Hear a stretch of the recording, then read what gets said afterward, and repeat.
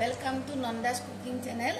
आज मैं कलफुलर लगत कलडिल बा कलफुलर लगत मैं ছাগলী মাংস বনাও। এটা লৈছো ছাগলী মাংস কিমানে ছাগলী মাংস এটা আধা কিলো। তাৰ পিছত লৈছো মই জিৰা ধনিয়া গৰম মছলা ব্লেক পেপাৰ পিয়াজটো মই এনেকৈ কাটি লৈছো কেঁচা জলকীয়া ৰহুন আদা আৰু তেজপাত। মই কেনেকৈ বনাও আপোনালোকে চাই থাকিব। আৰু মোৰ যদি চেনেলটো ভাল লাগে বা মোৰ ভিডিঅ'বিলাক ভাল লাগে আপোনালোকে প্লিজ মোক লাইক শ্বেয়াৰ আৰু সাবস্ক্ৰাইবাৰ কৰিব। বহুত বহুত ধন্যবাদ। মই মিঠাতেল দি দিছো, তেল বেছি নিদিও মই।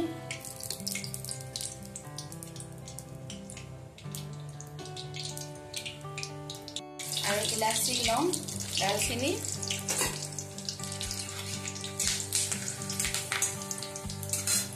এতিয়া মই পিয়াজ দি দিছো।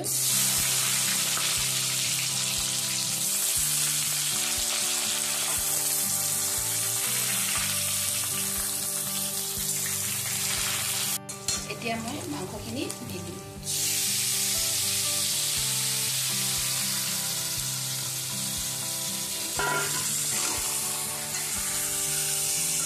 লগতে নিমখো দি দিম।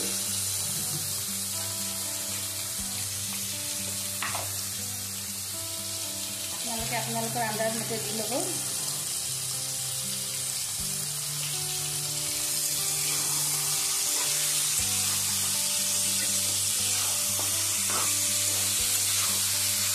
এতিয়া মই মছলাৰ পেষ্টটো দিম। ইয়াতে আছে পিঁয়াজ ৰহুন আদা আৰু কেঁচা জলকীয়া জিৰা ধনিয়া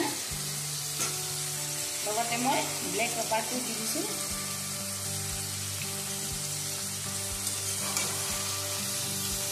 এতিয়া মই 15 মিনিট সময় ভালকৈ মাংসখিনি ভাজি ল'ম।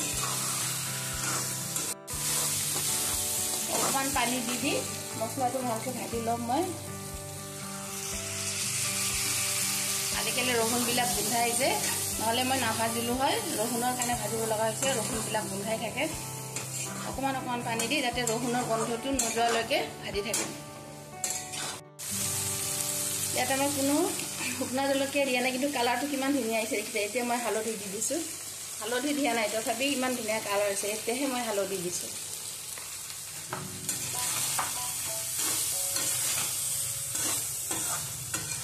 ধুনীয়াকৈ ভাজি লৈছোঁ। এতিয়া মই ইয়াতে গৰম পানী ঢালি দিছোঁ।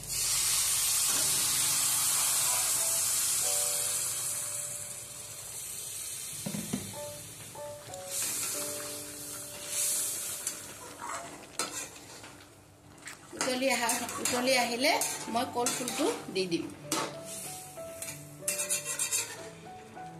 যাতে কাহটো নাথাকে বা কলা নহয়। ইয়াতে অকণমান হালধি দি দিম মই বইল কৰাৰ সময়ত। এইখিনি ধুনীয়াকৈ সিজি গৈছে।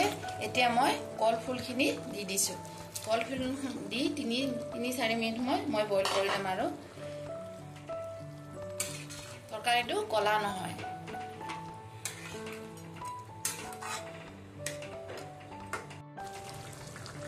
কলডিল লগত খাহী মাংসৰ জোল হৈ গৈছে।